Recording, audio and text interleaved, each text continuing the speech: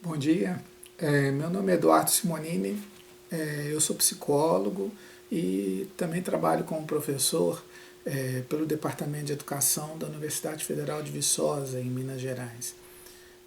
É a segunda vez que eu participo desse evento, né? No ano passado eu fui convidado para discutir sobre saúde mental no ambiente universitário e eu tive o prazer de ser convidado novamente, né? E me deixaram um tema livre para falar e eu resolvi abordar um pouco a questão da produção de narrativas, o efeito dessas narrativas na produção de realidade e como essa realidade conversa com as experiências de saúde mental, né?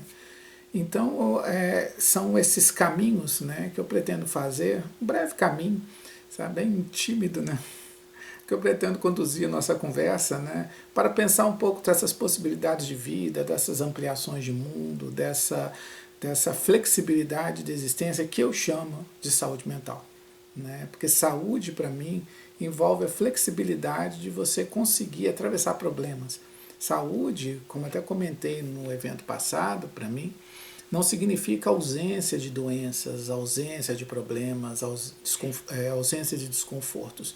Saúde, para mim, diz respeito como nós temos recursos e ferramentas para atravessar uma tensão, atravessar uma dor, atravessar um adoecimento. Né? Até uma vez me questionaram, né, o que seria uma pessoa resolvida, né? Que supostamente seria essa pessoa saudável, né? Essa pessoa que sabe o que quer, essa pessoa coerente o tempo todo, né?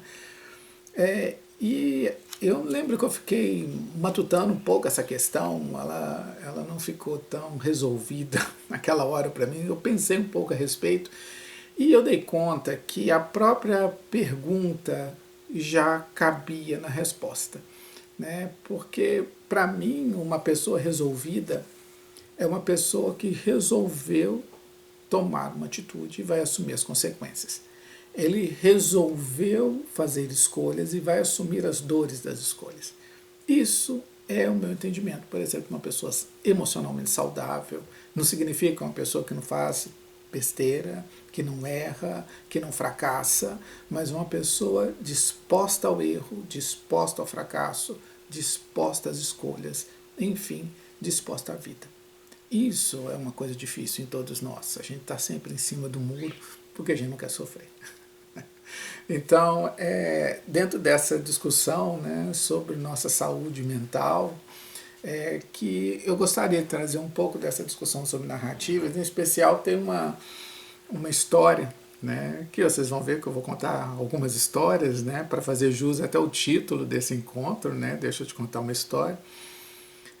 Uma história que eu ouvi quando eu fazia meu doutorado em educação na UERJ, no programa de pós-graduação em educação, e eu tive aula com ótimos professores, né? E um deles foi o professor Paulo Sgarbi. O professor Paulo Sgarbi, ele é muito espirituoso, né?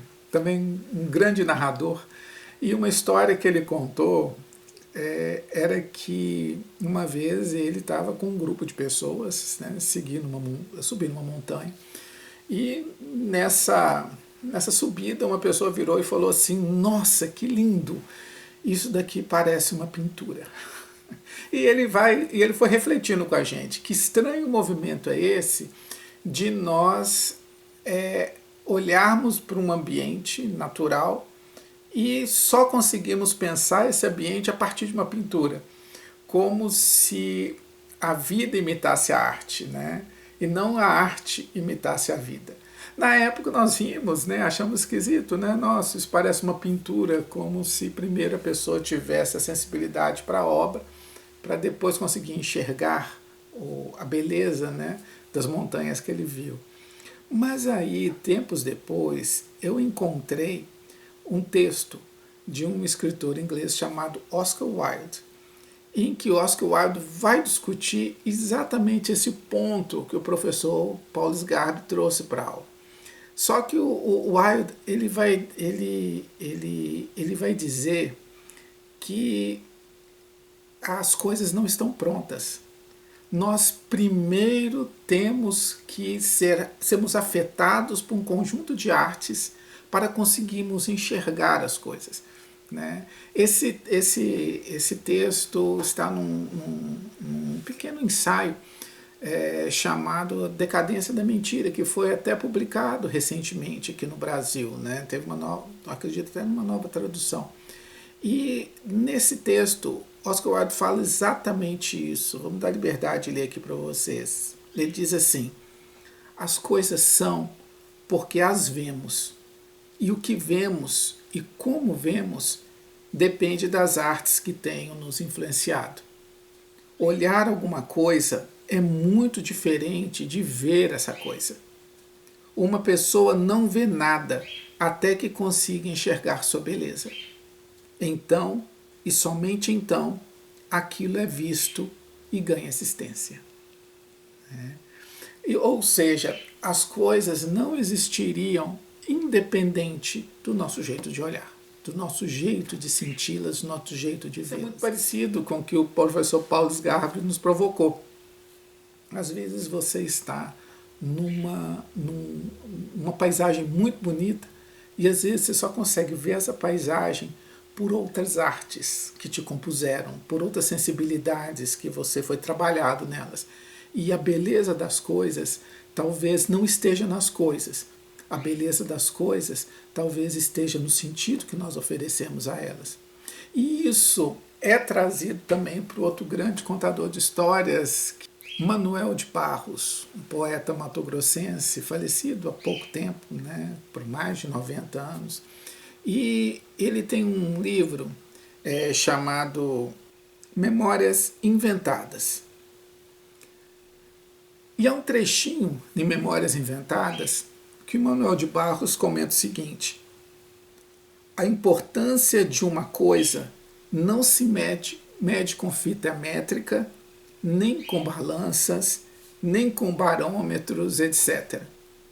A importância de uma coisa há que ser medida pelo encantamento que a coisa produz em nós. Aqui, de novo, vem essa mensagem muito interessante, né? Porque as coisas não têm uma vida independente de como nós as narramos, de como nós as vemos, de como nós produzimos sentido nessas coisas. Então,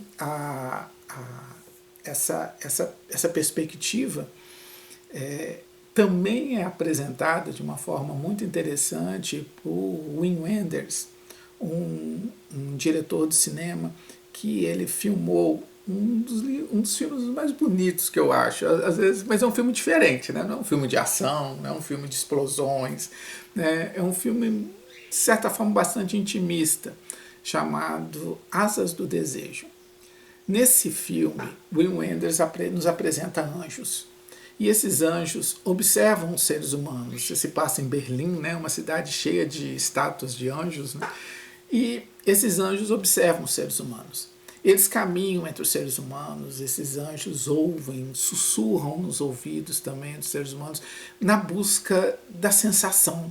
Eles não sentem nada, eles não conseguem vivenciar nada. Eles são um pouco anestesiados dessas sensações porque eles estão fora do mundo. O mundo é do sofrimento, da angústia, é o nosso. Os anjos estão fora desse mundo. Então esses anjos, eles passeiam entre nós, né? E enquanto está aparecendo a relação dos anjos com o mundo, o filme é em preto e branco. Só que um desses anjos resolve abandonar a condição de eternidade dele, né? Abandonar a condição angelical e resolve se tornar humano. E ele vem ao mundo. E quando ele vem ao mundo, ele é assombrado, né? No sentido de encantado pela beleza do cotidiano. Tudo para ele é incrível. Né? Ele machuca a cabeça e olha, o sangue para ele é maravilhoso, é vermelho, sabe? A dor para ele é interessante, porque são sensações. Né? E ele transita pelo mundo encantado pela beleza daquilo que a maioria de nós já está anestesiado para ela. E o Wim Wenders, ele avança dizendo que nosso mundo está cheio de anjos. Nosso mundo está cheio de pessoas com um olhar encantado, cheio de pessoas que conseguem ver sensibilidades, ver belezas em coisas aparentemente banais. De novo, voltamos à ideia que as coisas são porque as vemos. As coisas são no sentido que nós doamos a ela, no sentido que nós fabricamos na relação com essas coisas. Porque mesmo sentido, ele não está pronto dentro de nós, sabe? Entre mim e a coisa lá fora, entre mim e o mundo, há todo um processo de fabricação, há todo um processo de construção dessa realidade. Então eu convido você a pensar junto comigo essa provocação, que talvez, a gente não tem certeza de nada, talvez a realidade ela não seja alguma coisa pronta lá fora, esperando para ser descoberta. Porque alguma coisa descoberta é alguma coisa que está escondida e a gente tira a coberta disso, né? A gente descobre, né? Talvez a realidade seja alguma coisa a ser inventada, alguma coisa para ser construída no próprio fato do encontro, no próprio processo da relação. Sabe? Isso não é algo que geralmente nós estamos acostumados a pensar. Geralmente nós pensamos que a realidade já está lá pronta, lá fora, e nós temos que ter o melhor binóculo, a melhor luneta, o melhor microscópio para descobrir a realidade.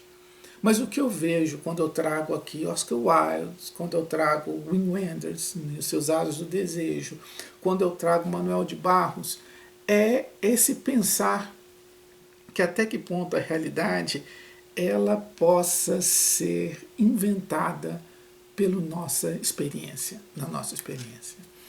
Né?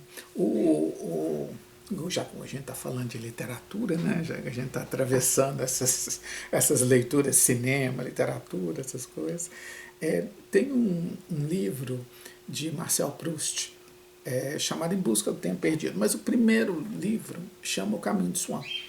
E logo nas primeiras páginas, quando comecei a ler O Caminho de Swan, logo nas primeiras páginas eu me deparei com uma frase de Proust que igualmente vem a conversar com essa perspectiva que eu estou dialogando aqui com vocês. Proust, ele no início do livro, ele acorda num quarto e ele não sabe direito que quarto é, que dependendo da posição do corpo dele, ele lembra quartos do passado, da infância. E a posição do corpo, por exemplo, desperta memórias, desperta sensações, desperta aromas, né?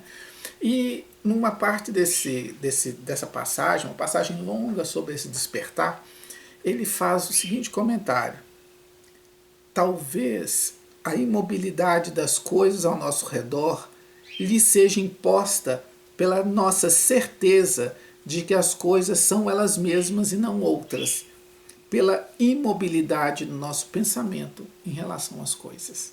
Tá? Então isso é muito legal, que ele está falando assim, o mundo é exatamente como é, porque ele é garantido, ele é certo, tá? Ou o mundo é porque nossa cognição, nosso corpo, nossa história estabeleceu um hábito, uma constância. E esse hábito imobilizou o pensamento. O pensamento não se torna mais movente, o pensamento se torna estático.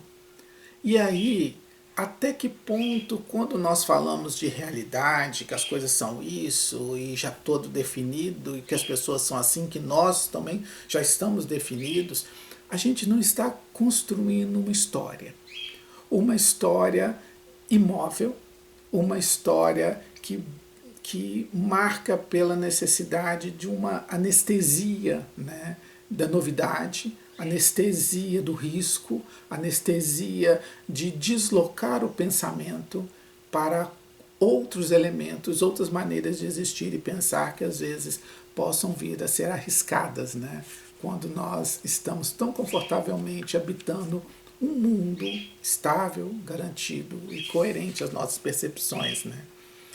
É, até porque é uma coisa muito interessante, porque nós geralmente só conseguimos pensar dentro do limite dos nossos horizontes. Nós nos contamos e nos sonhamos e nos pensamos dentro de um limite. E esse horizonte, muitas vezes, é a nossa realidade. E ela funciona. Funciona. É a nossa realidade, é onde eu transito, é onde eu me movimento, é onde eu tenho minha coerência. Mas é uma realidade possível. Qual a possibilidade de haver outros mundos em que nós também possamos transitar? Eu trago isso porque eu lembro de uma experiência que eu vi recentemente, saiu até na mídia, né? Saiu nos jornais, uns alunos numa sala de aula agredindo um professor. O professor estava dando uma prova, né? E os alunos, tinha aluno rasgando a prova, conversando, passeando pela sala. O professor chamava atenção, um aluno pegou um tênis, né? E jogou o tênis no professor e todo mundo ria, né? Aí eu fiquei pensando assim, nossa, lógico, isso é uma questão de agressão, sem dúvida, mas qual é o horizonte desses alunos? Qual é a possibilidade de mundo que eles pensam? Até onde aquilo que o professor fala, aquilo que representa a escola, não cabe no horizonte de mundo deles. Eu me recordo uma vez que eu estava fazendo uma palestra por participantes de um projeto do governo chamado Acertando Passo, se eu não me engano, apressando, não, era Acertando Passo. Né? Eram pessoas que tinham abandonado a escola, né, durante o ensino médio, segundo grau, né, e estavam retornando. Pessoas eram mais velhas, e foi numa escola estadual aqui na minha cidade, que eu fui para palestra, tinha 100 pessoas envolvidas. E as minhas palestras, às vezes eu faço uma dinâmica que é tudo que você gostaria de perguntar e nunca teve coragem. Aí eu coloco papeizinhos anônimos e as pessoas vêm trazendo os papeizinhos com as perguntas anônimas, né, eu vou respondendo. E aí a média de idade era pessoas de 25 a 35 anos naquela sala, né, umas 100 pessoas. E me veio uma pergunta que era assim: você acha que a gente tem condição de passar no vestibular? Né? Aí, quando eu li essa pergunta, a sala inteira começou a rir. Eu olhei para eles, que eles estavam fazendo o segundo grau, eles estavam lá, muitos estavam no terceiro ano científico já. Aí eu virei para eles e falei assim: olha, bem, a universidade, muita gente não quer fazer a universidade e tal, mas quando vocês estão rindo, deu a impressão que vocês não acreditam que vocês são capazes. Vocês estão fazendo o segundo grau só para tirar o segundo grau? Vocês não têm perspectiva de ir além? Eu perguntei, né? Aí aquele silêncio na sala. Aí eu perguntei, pessoal, quem aqui tem alguém que terminou o curso superior, formou na universidade? Ninguém. Quem aqui que tem alguém na família que terminou o segundo grau, né? Terminou o ensino médio? Ninguém. Quem aqui tem alguém na família que terminou a oitava série, né? Hoje, nono ano? Aí um ou dois levantaram a mão. Aí eu perguntei, quem aqui na família que terminou a quarta série, que hoje é o quinto ano? Aí quase todo mundo levantou a mão. Aí eu entendi. O mundo onde aquelas pessoas vivem é um mundo onde a universidade não faz parte da história, não faz parte do campo narrado, não faz parte das possibilidades de horizonte. Né? Estão errados de maneira alguma. Só que às vezes a gente limita o nosso mundo ao que o horizonte nos oferece e a gente acha que aquele é a única possibilidade possível. Sabe? Então, assim, os modos de ver, os modos de sentir, conversam muito com o que um biólogo chileno chamado Humberto Maturana fala sobre o nosso emocionar. Né? Maturana ele tem um trabalho que eu acho interessante, que ele não separa emoção de razão. Ele diz que dependendo da emoção que você tem, e a emoção não é um sentimento, Emoção, uma disposição corporal, segundo Maturana, é uma sensação, uma sensibilidade que atravessa o corpo, né? Atravessa no corpo, né? Que estabelece as possibilidades de racionalidades. Então, dependendo da emoção que você está, você tem acesso a um tipo de racionalidade. Então, a razão e a emoção não seriam pares de opostos. Efetivamente, Maturana, uma razão, um modo de pensar, ele depende de um emocionar. Né? Então, Maturana até brinca, né? Assim, não peça aumento ao seu patrão quando ele estiver triste ou com raiva, porque quando a gente está triste ou com raiva, nosso emocionar produz uma racionalidade, né? Que diferente quando a gente está feliz, alegre, nós podemos pensar outras coisas, podemos sentir outras coisas. Então, quando nós habitamos uma religião, quando nós habitamos um sistema político, né, há toda uma disposição de realidade, um sentido de realidade que nós vamos fabricando nesse emocionar. E esse sentido de realidade, essas emoções possibilitam uma forma de pensar, uma forma de viver. Quando você, por exemplo, vai para a guerra, na noção que você está defendendo a liberdade do seu povo, você está num emocionar em que matar a outra pessoa, matar o inimigo, não vai te levar para o inferno. Tá? Você não vai ser condenado por Deus. Você se sente livre para cometer um assassinato.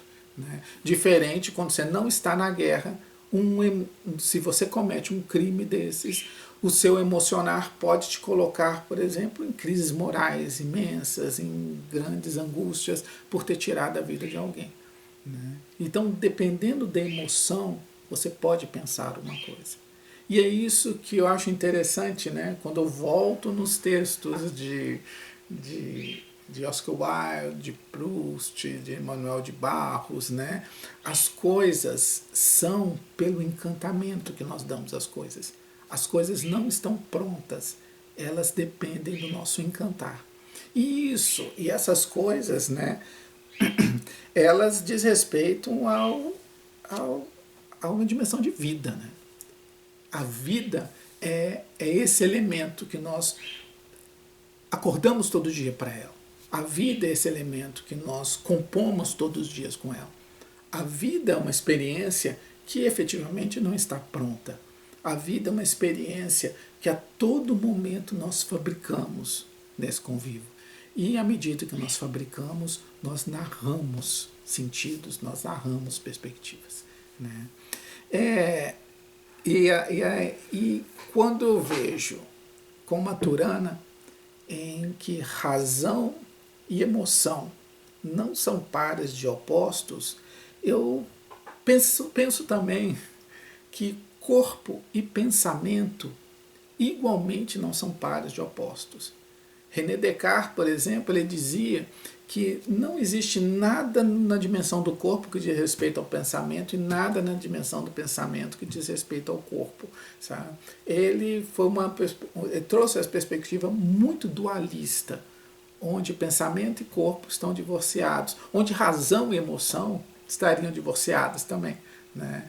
Mas eu vejo como, seguindo Maturana, né, eu penso que se razão e emoção elas compõem uma unidade funcional, eu penso que pensamento e corpo também compõem uma unidade funcional.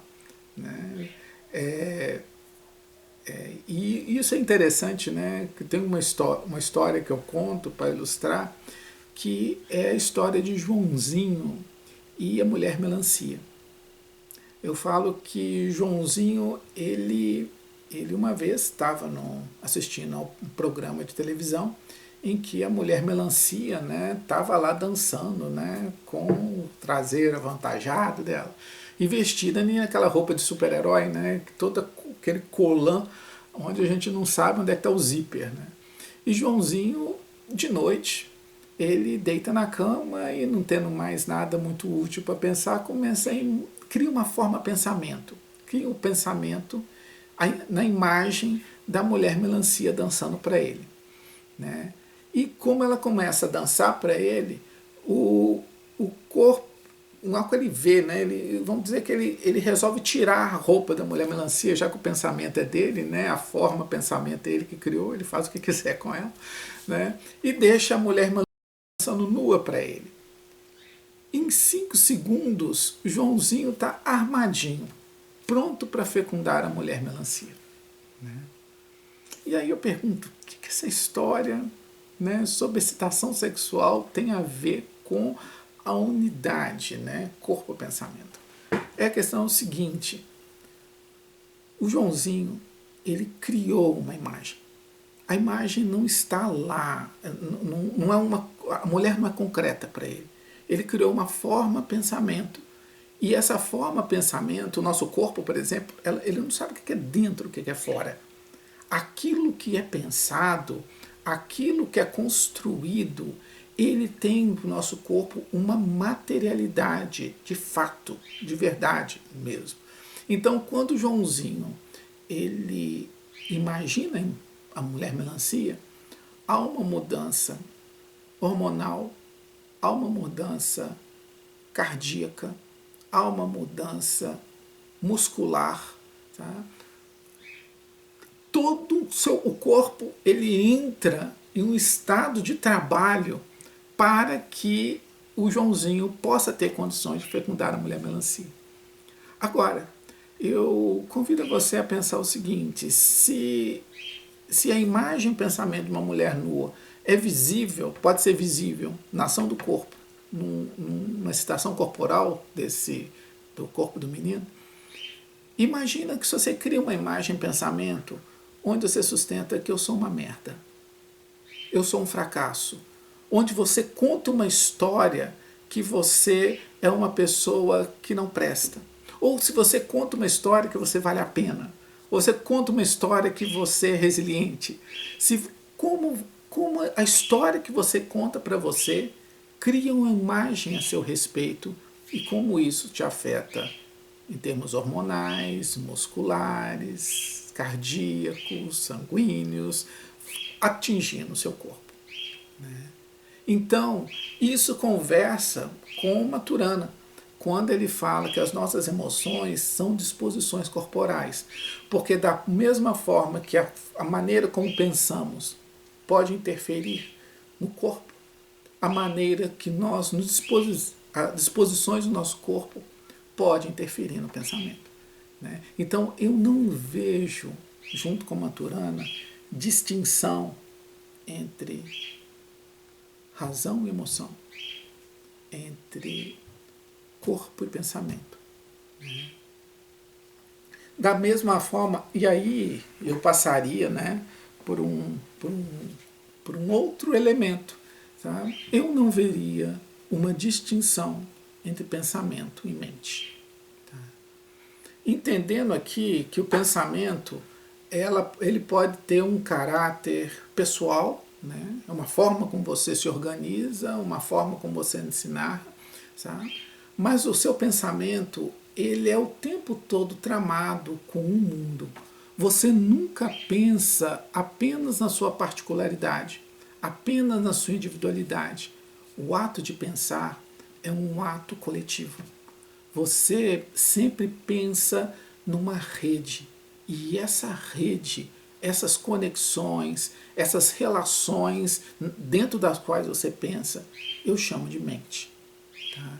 Então, a mente não necessariamente seria alguma coisa interna a você, alguma coisa exclusiva e que tem um CPF. A mente pode ser entendida como um campo relacional. Então, quando você tem um problema emocional, né, a gente fala, você tem um problema mental, um problema emocional, você pode tanto reduzir isso à pessoa específica, e o problema é da pessoa particular, como você pode dar um salto qualitativo e perceber que um problema de uma pessoa nunca é só dela. É sempre um problema narrado em relações. Né? Então, quando às vezes as pessoas viram para mim e falam, eu estou com. Isso que está acontecendo comigo é emocional. Né?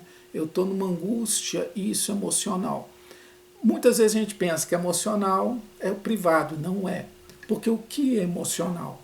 A dimensão do emocional é a dimensão da produção da mente dentro do qual nós organizamos nosso sentido de mundo. Porque o meu emocional diz respeito à família com que eu partilho, o meu emocional diz respeito às relações de trabalho em que eu estou envolvido, o meu emocional diz respeito às sensações de liberdade ou de aprisionamento em que eu estou. O meu emocional fala do Deus que eu prego e do Deus que eu acredito. O meu emocional diz respeito às formas como eu amo e que eu sou amado. O meu emocional fala se eu estou atingindo meus sonhos, se eu não estou atingindo meus sonhos. Fala dos meus medos e minhas coragens. Então, a dimensão do emocional é a dimensão das relações. Quando as relações entram em parafuso, quando as relações desabam, quando há perdas nesses vínculos, o meu emocional é abalado. Quando essas relações se amplificam, quando o meu mundo se dilata, quando as conexões se ampliam, eu me fortifico emocionalmente. Né? Então, eu não separo razão de emoção, eu não separo corpo e pensamento, e eu não separo mente de pensamento. Você, quando pensa, pensa sempre numa relação. E recentemente não, 2016, né, eu estava preparando um artigo chamado Um Instante Fecundo. Um artigo lindo, se tiver a oportunidade de ler, está na internet. Sabe? E uma discussão sobre o tempo. Né? O tempo e o tempo, o acontecimento e a aprendizagem. Né? E quando eu escrevi esse Instante Fecundo, me deparei com um quadro que estava sendo vendido aqui na cidade. Né? Eu entrei na internet num site de vendas, né? Estava passeando enquanto eu escrevo, eu divago. Né? E eu vi esse quadro, eu fiquei encantado com esse quadro, que eu vou colocar a imagem dele aqui para partilhar com você enquanto eu narro esse quadro. Né? Ele está até aqui no meu consultório, quietinho. Né? E nesse quadro ele é construído em barbantes, né? E tem uma árvore. E quando eu vi esse quadro eu falei, gente, o que é a árvore? A árvore é uma entidade separada? A árvore é uma experiência isolada? Onde começa a árvore e onde começa o mundo? Tá? Porque quando a gente vai ver, essa árvore só existe na trama. Essa árvore só existe no emaranhado. Ela é uma individualizada? Sim, ela é individualizada. Mas ela é individualizada numa rede que amplia no mundo. Uma rede que compõe esses universos. Né? Então, é nisso que eu acho, né, que eu considero que a mente ela fala dessas conexões que constituem a árvore. A mente fala dessas conexões que constituem a minha experiência individual. Então, eu individualmente e também sou as redes nos quais eu me tramo, nos quais eu me construo, nos quais eu me fabrico. Eu tanto sou tramado por essas redes, quando eu também intervenho nessas redes e faço efeitos nessa rede. Então, é igual o barbante do quadro. Se eu puxo um barbante, eu afeto todo o sistema. Né? Não há formas de algo acontecer no mundo que não afeta a minha particularidade. Então, a minha mente está envolvida nas práticas políticas, a minha mente está envolvida em lógicas ecológicas, a minha mente está envolvida nas discussões econômicas, sabe? Tudo o que acontece no mundo me afeta, eu querendo ou não, porque eu faço parte de uma rede muito maior, ainda que eu seja ignorante da dimensão dela e da complexidade com que ela se compõe. Tudo isso faz parte do meu emocional. Tudo isso faz parte dos recursos de saúde que eu tenho ou não tenho para lidar com a produção, com a fabricação da minha experiência de vida e, consequentemente, da minha experiência de realidade, né? E muito dessa trama, muito dessa rede se materializa nas narrativas. Nas narrativas que contamos do mundo, nas narrativas do mundo que falam sobre nós, que nos compõem. Né? Então, assim, nos mitos que chegam até nós, nas histórias, nas produções de sentido que foram travadas, guerreadas, né? E que chegam até nós nas mais diferentes maneiras de expressão. Né? Então, assim, essa experiência de mente dessas relações, nessa produção de trama, também se estende na produção de narrativas. E tem um antropólogo norte-americano chamado Gregory Bateson, que ele faz esse salto entre discussão das relações, discussão dessa dimensão de mente, com a produção de narrativas, tanto narrativas íntimas, particulares, quanto narrativas maiores, sociais, políticas, econômicas, nas quais nós somos inseridos no ato da nossa concepção. Né? Então, Bateson, ele faz essa relação mente-narrativa a partir de uma historinha que também ele conta, e essa historinha dá o título, inclusive, para esse nosso encontro, né? Essa historinha que Bateson contou. Está presente num livro dele chamado Mente e Natureza. E ele conta o seguinte: um homem desejava saber sobre a mente, não na natureza, mas em seu grande computador particular. Ele perguntou à máquina: você computa que você algum dia pensará como um ser humano? O computador começou então a trabalhar para analisar seus hábitos computacionais. Finalmente a máquina imprimiu sua resposta numa folha de papel, como tais máquinas o fazem. O homem correu para obter a resposta e encontrou caprichosamente datilografadas as palavras: isso me lembra uma história. E o que eu acho muito interessante, né, que a experiência de ser humano, a experiência que nos unifica enquanto espécie, conversa com a ideia que nós contamos histórias. Conversa com a ideia de que construir essas histórias envolve produzir coerências no que nós chamamos de realidade, no que nós chamamos de mundo. Pelas histórias que contamos, nós estabelecemos estabilidades. E pelas histórias que nos contam, nós estabelecemos uma comunhão com o mundo que pode tanto significar estável para nós, como também pode desorganizar nossas garantias e destruir nossas certezas de universo. Né? Então, o tempo todo nós dialogamos com as histórias particulares e coletivas. Nós somos o que uma escritora americana chamada uma escritora, eu esqueci o nome dela, mas uma escritora americana desse livro aqui, ó, vou colocar o nome desse livro para lembrar.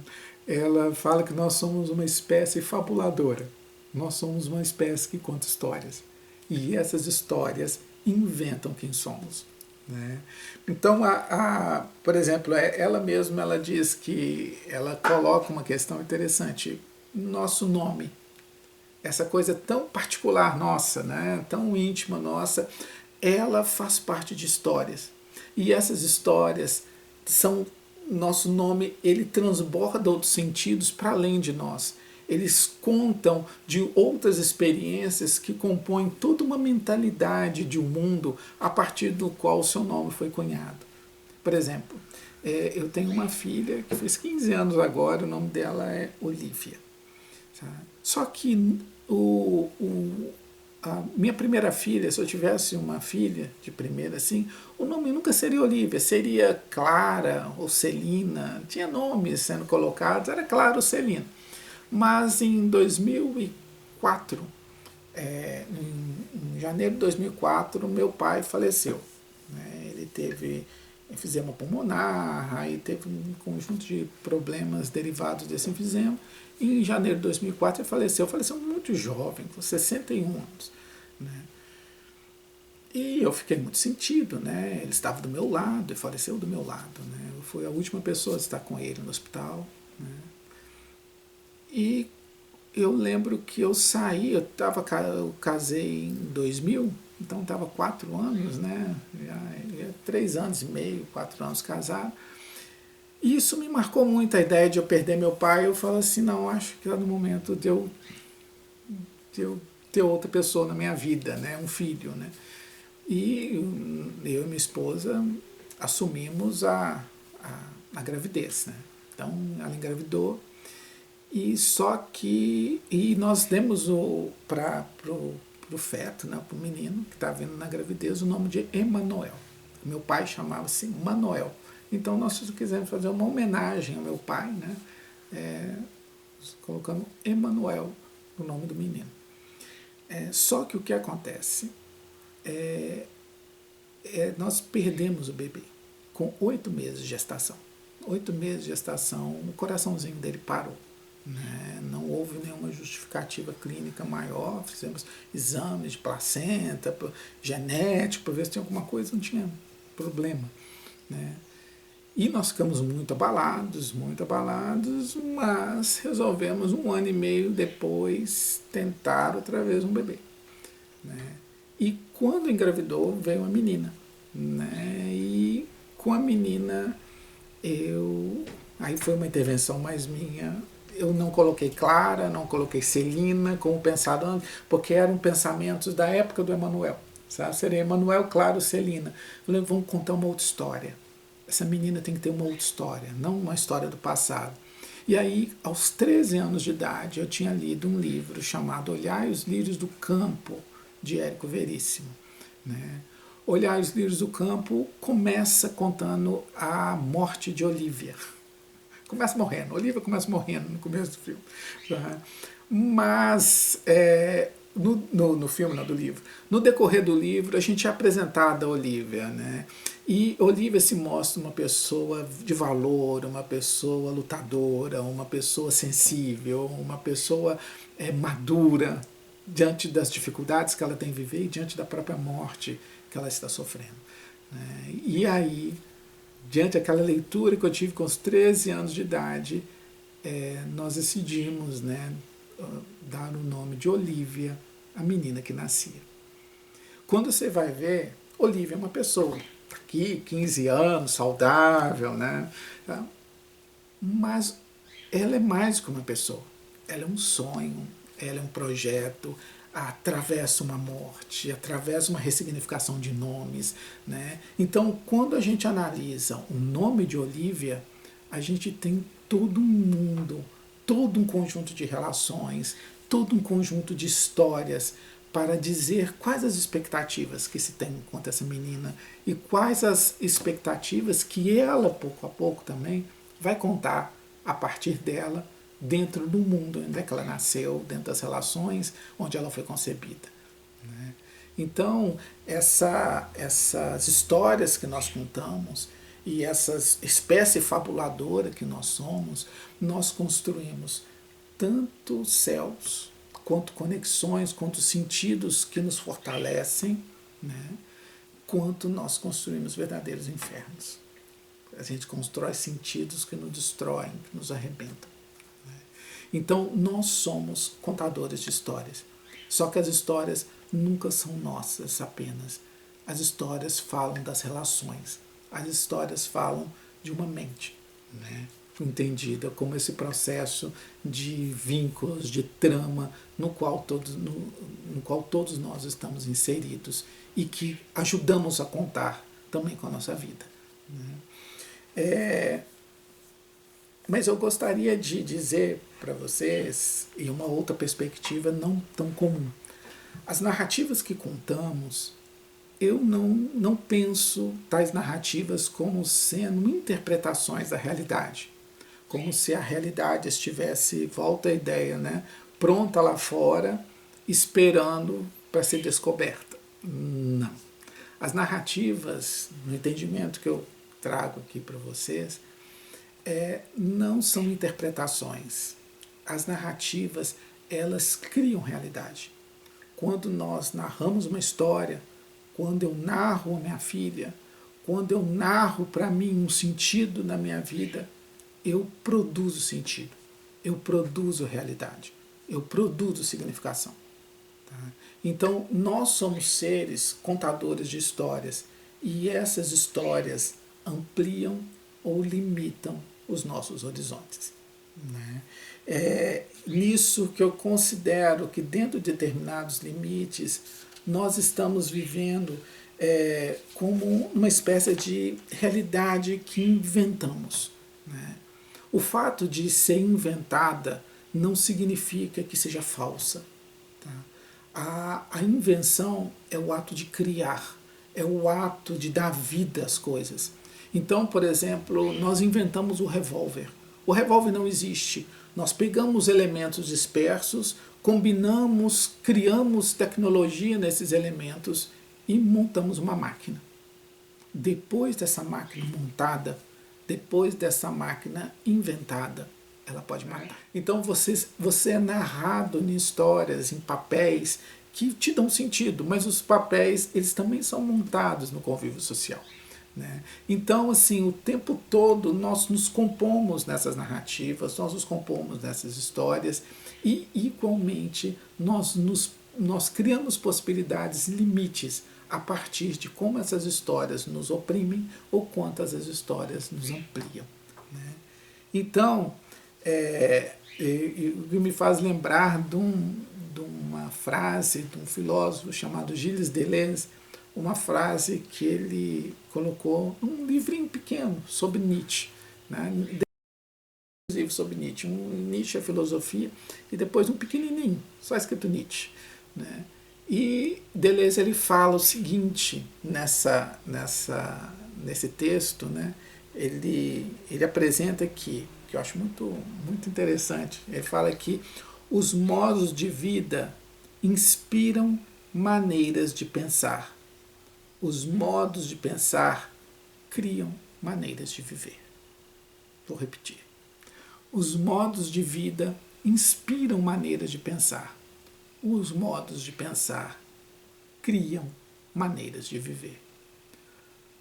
Nós nos narramos e essas narrativas criam modos de vida. Esses modos de vida criam maneiras de pensar. E às vezes nós podemos pensar diferente e criar outras maneiras de viver.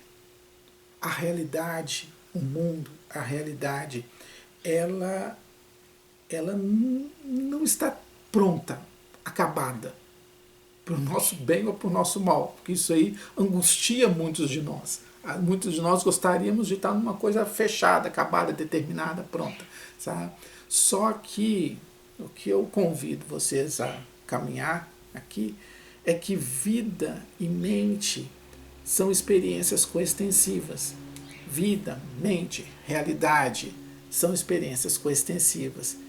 Vida, mente, realidade são processos de criação. Não estão pré-definidos.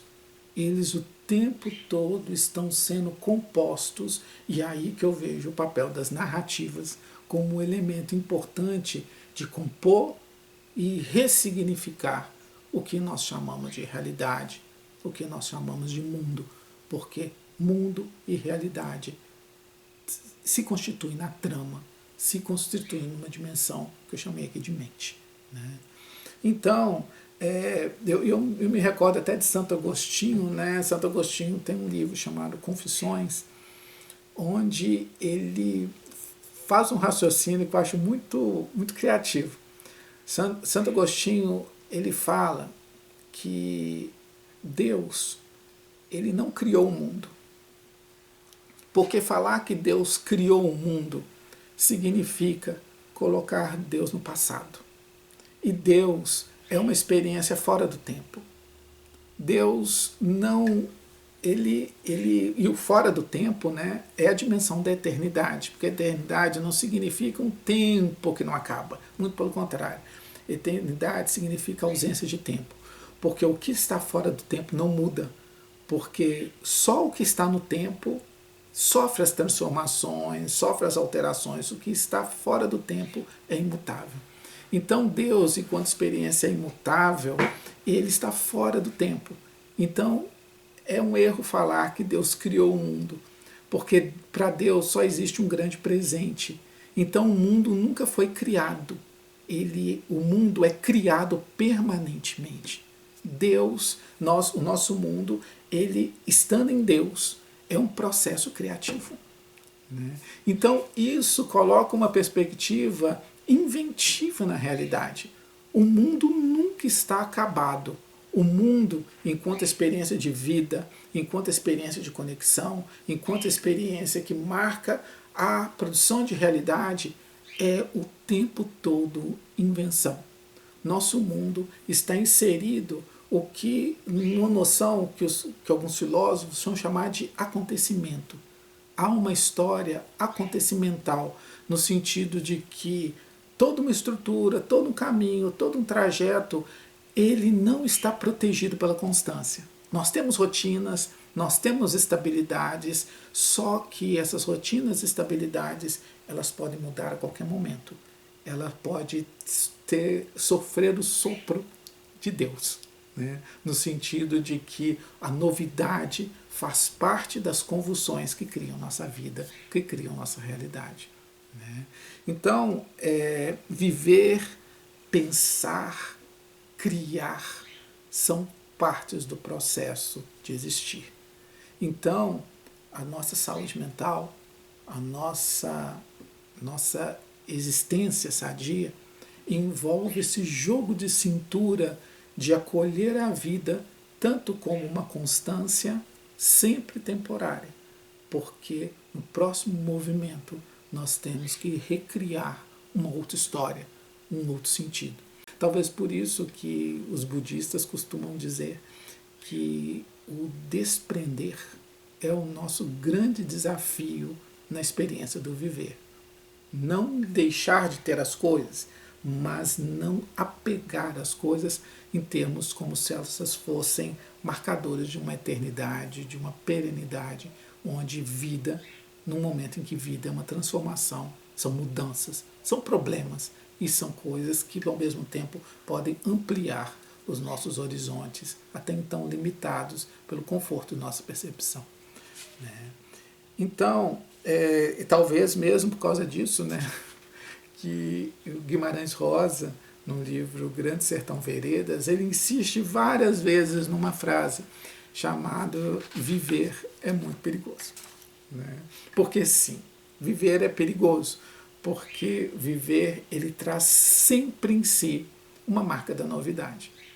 Aí eu me recordo, né, de um outro escritor, né, o Franz Kafka, né, que uma vez ele escreveu que na luta entre você e o mundo, prefiro o mundo. Eu acho interessante que o Kafka ele nos convida a acolher o acontecimento, a querer o acontecimento, a querer o processo de criação, a viver uma experiência de mente, uma experiência de afeto, que seja conexão, que seja ampliação, ainda que nos machuque, porque o que nos desloca, o que nos tira de um conforto do hábito, o que nos joga para uma estrada nova, ela carrega os seus perigos, ela carrega os medos, mas ele está nos convidando a isso, né?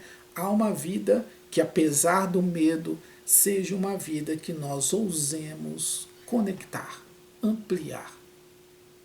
Então, quando eu estava preparando pensando, né, no que eu diria aqui com vocês, eu me deparei com dois livros que nem são muito os estilos que eu leio, mas são dois livros que me pegaram como machado, sabe? São dois livros de fantasia. Sabe? Geralmente eu não leio fantasia, mas uma fantasia anterior que eu tinha lido, O Senhor dos Anéis, há muitos anos atrás, há mais de 20 anos atrás, que eu tinha lido, não que eu seja contra a fantasia, sabe? Mas às vezes não me pegam, né? Não produz efeito. Mas teve um livro que eu comprei pela capa, achei bonitinho, e o nome me instigou. Já, é, eu coloco a imagem dele aqui, chama As 10.000 Portas. As 10.000 Portas foi escrito por uma escritora norte-americana chamada Alex E. Harold. E Harold. E foi publicado em 2019 nos Estados Unidos. Então, é um livro recente, né? A gente está em 2021, é um livro muito recente. Né? E eu não tinha muitas pretensões de lê-lo, né? Mas um dia eu peguei, abri um pouquinho entre o convite para essa palestra e o presente momento. Né? E eu fiquei muito mexido com esse livro. Tá? É uma história, é uma fantasia simples, tá? No sentido de que tem uma história de uma menina que, quando ela tinha 7 anos de idade, 5 anos de idade, 6 anos de idade, ela achou uma porta. Mas não uma porta com P minúsculo, ela fala, é uma porta com P maiúsculo. É aquela porta que era uma porta mágica. Ela achou num campo e de repente uma porta azul. Sabe? E ela atravessou essa porta azul, atravessou um lugar perigoso chamado limiar, que ela ficou muito angustiada nesse limiar, porque era tudo muito sem referência. E até que de repente ela, de onde ela estava, de um campo, ela abriu num penhasco, onde tinha um mar lá embaixo, uma cidade lá no fundo, toda iluminada, sob a luz do luar. Né? E ela pega, vê no chão uma moedinha, que tem a cara de uma rainha, parece a rainha do lugar, e ela vê a gente gritando o nome dela, ela volta pela mesma porta, né? E volta para o mundo dela. A gente começa a descobrir nesse livro que, que o mundo é cheio de portas, dessas portas mágicas. Tá? Essas portas mágicas que dão para outras dimensões. Né? E a gente começa a ver também que a January ela tem a habilidade de, ao escrever, abrir portas. Né? Ela vai descobrindo isso muito aos poucos no livro. É estranho para ela, ninguém explica, mas ela vai tendo possibilidades de entrar em contato com a história dela e com a história de quem são os antepassados dela e até que ponto ela é desse mundo ou ela vem de outros mundos. Né? E de um embate em que há uma sociedade secreta dedicada a fechar essas portas.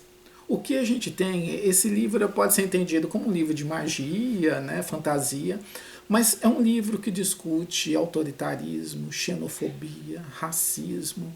É um livro que discute a tendência do quanto as lógicas autoritárias, fascistas, tendem a diminuir as portas do mundo, a fechar outras possibilidades, tem medo às miscigenações, às misturas, porque cada porta aberta é um mundo interagindo, é uma possibilidade de universo novo, esses mundos colidem, produzem monstros essas colisões, mas produzem também maravilhas, e tem uma sociedade secreta dedicada a fechar as portas, dedicada a destruir essas portas para manter a ordem do mundo. Né? Então, essa alegoria das portas eu achei extremamente rica, porque essas portas são possibilidades que estão espalhadas em todo lugar. Eu lembrei dos anjos de Wim Wenders. Sabe? Essas portas são maneiras de ver, são maneiras de sentir, são maneiras de olhar o aparentemente banal, o aparentemente repetido como igual. Essas portas são, a gente vê, né? Você tem Manuel de Barros, né? Manuel de Barros ele faz poemas sobre formiga, sobre a poeira, sobre a lata de lixo, sobre a lata enferrujada, e de repente ele constrói do lixo, do insignificante, um sentido novo. Da mesma forma que o January ela desenha, ela escreve, e no escrever ela abre portas. Né? Um escritor como Manuel de Barros, ele abre portas, ele abre percepções, ele abre sentidos onde antes nada existia. Por isso que eu disse para vocês que eu acredito que a narrativa, mais do que apresentar o mundo, ela para o mundo, ela cria um novo caminho que não estava dado, até que alguém o pensou, até que alguém o viu, até que alguém o fabricou e o inventou. Né? Essa, de certa forma, é uma grande ousadia do nosso mundo. Né? Essa capacidade de criar onde parece que não tem saídas, né? É, e uma coisa que eu achei interessante nesse livro é que entre um mundo e outro, quando tem uma porta, existe um limiar. O limiar é um campo de tensão. O limiar é um campo sem referência. É um espaço de fronteira. O limiar é extremamente angustiante, porque você sai de um lugar que você conhece, o seu mundo, para ir para outro lugar que você não conhece. Um mundo que você não sabe que você vai encontrar. Isso faz parte das dimensões de angústia. A mudança envolve abrir-se para o novo. E isso que eu achei interessante, né? Porque esse novo são as misturas. Esse novo são os encontros com coisas que podem ser muito perigosas, como também coisas que podem multiplicar o mundo que às vezes você acha que é grande e que está limitado, né? E eu acho interessante, né, que nesse livro também ele traz uma questão que são as nossas prisões. Que January, por exemplo, ela não achava que ela estava presa, ela achava que ela era livre, até o ponto que ela encontrou as portas, até o ponto que ela quer explorar as portas. E quando ela quer explorar as portas, ela descobre que ela não pode. Ela descobre que tem uma sociedade que fala isso não. Misturas, novidades, ampliar o mundo pode ser muito perigoso. E a gente quer um mundo puro, a gente não quer um mundo misturado. Então, fechem as portas, né? Então, o quanto nós fazemos isso conosco, em nome de um mundo asseado, um mundo seguro, um mundo estável, nós fechamos as perspectivas, nós tememos o acontecimento, nós deixamos de nos encantar, nós deixamos de nos permitir perder a garantia para encontrar algo novo que a gente não tem controle do processo, sabe? Pode parecer romântico o negócio, mas é muito perigoso o limiar, atravessar esse ponto. Mas, ao mesmo tempo, eu lembro de Caetano Veloso, quando ele canta que um Porto Alegre é bem mais que um seguro nas rotas da nossa viagem no escuro, né? E um outro livro que fala dessas rotas, desses portos, e um Porto Alegre e um Porto Seguro, que eu encontrei, que também fala de portas, né? É um livro de H.G. Wells, sabe? Que você encontra gratuito na Amazon, né? Você encontra no Kindle, gratuito, essa história de H.G. Wells, que o nome dela dessa história chama A Porta no Muro. Tá? É um conto, né, desconhecido, muito pouco conhecido, de H.G. Wells. Geralmente a gente conhece os livros dele, Guerra dos Mundos, O Homem Invisível, né, A Máquina do Tempo, e ele tem essa historinha, esse conto chamado A Porta no Muro. E essa historinha foi escrita em 1906, a de 10 Mil Portas, 2019. Então, assim, tem mais de 100 anos de diferença, né, entre uma história e outra, mas a premissa é parecida. Em H.G. Wells conta que de um menino que um dia ele está andando na cidade e ele vê uma porta verde, se não me engano. E ele abre essa porta e de repente ele está num jardim, que ele chama de um jardim mágico. Pessoas vêm conversar com ele, outras crianças estão lá, ele brinca com essas crianças. De repente um dos adultos vem e fala com ele que ele vai ter que voltar, que aquele lugar não é o lugar dele, tal. E ele acaba acordando, né, na casa dele. E durante o resto da vida dele, essa porta apareceu para ele em outros momentos. Só que ele nunca mais pôde entrar nessa porta porque ele estava apressado, porque ele tinha problemas para resolver na família, outras vezes eram problemas econômicos para resolver, outras vezes é problema de doença que ele tinha que resolver. Então, quando ele estava atribulado na vida dele, ele via a porta no lugar mais insuspeito do mundo, num cantinho, num beco, e ele queria entrar de novo naquela porta, queria experimentar aquele outro mundo tão diferente do mundo corrido que ele vivia, mas ele nunca entrou mais na porta, sabe? Esse mundo do nosso cotidiano, que eu vejo esses mundos dos encantamentos, nós vamos perdendo. Nós vamos perdendo porque nosso pensamento vai ficando imóvel, nosso olhar vai ficando triste, e a gente começa a achar que essa tristeza que nós narramos essa imobilidade que nós contamos é a única verdade do mundo. Sabe? Se torna uma verdade para você, mas não é a única história. Há outras portas, há outras possibilidades, há outros mundos possíveis, né? E assim, mas e por isso que eu pergunto assim, o que acontece de tão semelhante entre as portas de H.G. Wells e as portas de January? Acontece que tanto nas duas histórias, quem está apto para abrir as portas são as crianças. E isso eu acho interessante porque as duas histórias começam a contar que quando crianças, aqueles personagens viram portas e atravessaram as portas. Né? E isso eu acho muito interessante porque eu lembro, nessas horas eu lembro de Nietzsche, outro grande abridor de portas, né? Que Nietzsche é aquele que você lê e ele te desloca também. Nietzsche, ele conta, em Assim Falou Zaratustra, que o ser humano ele tem 3 idades. Primeiro é a idade do camelo, onde nós carregamos os valores, as verdades do mundo, como se fossem absolutas, como se fossem. E nós carregamos por desertos imensos, temos bastante resiliência com essas verdades, né? Suportamos os pesos dessas verdades como se fossem naturais.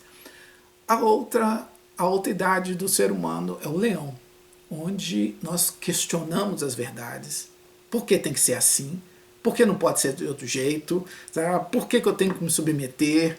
Então o leão se revolta. Mas ainda há uma terceira idade. Essa é a mais potente de todas. É a criança. A terceira idade é a criança, porque a criança cria valores. Então, a experiência de criança em Nietzsche é uma experiência de criação. Lembro para vocês que a minha ideia que eu trago aqui de mente é a capacidade de conectar, é a capacidade de construir relações. Quanto mais ampla e qualificada as relações que você constrói, mais recursos, mais flexibilidade, mais saúde, mais elaborada a sua dimensão mental e emocional. Então, construir a criança é aquela que cria. Ela cria valores, ela cria novos arranjos, ela cria novas possibilidades. A criança, no criar valores, ela cria portas, ela cria mundos. Né? E isso muito mais do que uma criança em termos de cronológicos, não. A gente está falando de uma condição criativa da própria experiência humana. A criança e a alegria, elas são a potência inventiva, conectiva de realidade, de produção de universos. Né? Então a saúde mental, ela está envolvida nessa alegria conectiva. Ela está envolvida nessa potência criança, nesse o que Deleuze e Guattari, né, dois pensadores franceses, chamaram de devir criança, que não é se tornar criança, é ativar as potências de criação de mundos, de conexão de mundos, de arranjos de possibilidades, de novos arranjos de universo. Né? Então, assim, todo o processo de aprendizado, todo o processo de encantamento, todo o processo de criação envolve essa alegria, envolve os novos arranjos. Não é fácil, não é tranquilo, mas muitas vezes é necessário para que a gente não morra. Né? Então, o próprio ato de aprender, ela só pode ocorrer numa dimensão de alegria. Né? Eu me recordo de uma menina, uma aluna minha que me contou, né, que um dia ela viu no microscópio uma célula. E ela ficou encantada com a célula, produção do encanto, porque ela nunca tinha visto uma célula. E a célula era colorida. E ela vendo aquelas cores na célula, ela virou assim, nossa, que lindo! A professora virou para ela e falou assim, olha, isso aqui não é brincadeira não, isso aqui é uma coisa séria. A menina se fechou, porque o encanto foi morto por alguém que não via as cores das células. Às vezes nós fazemos isso. Eu faço, você faz. Às vezes a gente mata o encanto em nome de uma tal seriedade. Né? Então, mas eu penso que fazer ciência, construir uma dissertação, escrever uma tese, é abrir o seu mundo para um novo pensar, para uma nova conexão. E quando isso acontece, gente, é um trabalho de alegria. A tese, o estudo, a dissertação fica triste quando nós não nos expandimos ali. Aquele trabalho não é uma experiência, no sentido que La Rosa fala, aquilo que me afeta, que me toca, e aí fica triste. Ele não compõe a nossa mente, ele não compõe as nossas conexões, e efetivamente fica alguma coisa estéril, que não nos ativa, não nos amplifica, não nos amplia por nos reduzir, por nos entristecer. Né? No encontro passado, eu contei uma história, né, que eu vivi em Natal, quando eu fui pela primeira vez em Natal, e eu encontrei plataformas no meio do oceano, plataformas de madeira, né? E fui fazer um mergulho submarino a partir dessas plataformas de madeira. E quando 12 anos depois, 13 anos depois, eu voltei em Natal e eu fui fazer esse mesmo mergulho submarino, eu contratei a equipe errada. E que me levou não a plataformas, me levou um coral, né? Mas era um barquinho, que ele ficou negócio Maria, um enjoo. E aí eu mergulhei na água para tentar fugir do enjoo, porque não tinha plataforma, o mar estava. E eu acabei passando mal na água, foi um transtorno, e voltei passando mal. E eu, no encontro passado, no evento passado, o vídeo, acho que está até online ainda, eu falava que essas plataformas, elas são muito importantes, porque naquela experiência que me afetou, que me atingiu, que mudou, uma viagem que mudou uma forma de eu pensar, inclusive, minha prática profissional como psicólogo, né? Que eu falei que o mar é a vida e que, às vezes, é importante para a nossa saúde mental nós termos plataformas, pessoas, relações, instituições, projetos que funcionem como pontos de apoio nesse oceano do existir para que a gente não afogue, que a gente possa descansar e voltar para o oceano. Quando eu não encontrei essa plataforma física, eu fiquei em desespero, sabe? Porque eu sabia o quanto eu ia passar mal. Né? Então eu vejo que nas nossas relações a gente precisa de plataformas, e aqui eu gostaria de ampliar. Se as plataformas nos oferecem uma estabilidade no meio dos problemas, elas sozinhas, elas não nos amplificam. Elas ajudam que nós não nos afoguemos. Mas no momento que a gente tem uma plataforma, a gente tem que construir portas. Né? A gente tem que ampliar o mundo. A gente tem que ousar produzir um novo sentido, um novo arranjo, uma nova narrativa. Ainda e toda narrativa nova, todo novo arranjo é desesperador, porque você não sabe o que vai acontecer. Né? Mas, como dizia Bob Dylan, aquele que não está ocupado nascendo, está ocupado morrendo. Então, eu gostaria de agradecer a vocês por mais essa oportunidade, por mais esse tempo e por mais essa oportunidade de me pensar, né? Porque tudo que eu estou falando aqui serve antes de tudo para mim, para eu pensar nas minhas redes, para eu pensar nas minhas plataformas, para eu pensar nas minhas portas e de quanto eu estou trabalhando para fazer nascer, em vez de deixar que no meu medo eu me faça morrer. Tá? Um abração para vocês e um ótimo restinho de ano.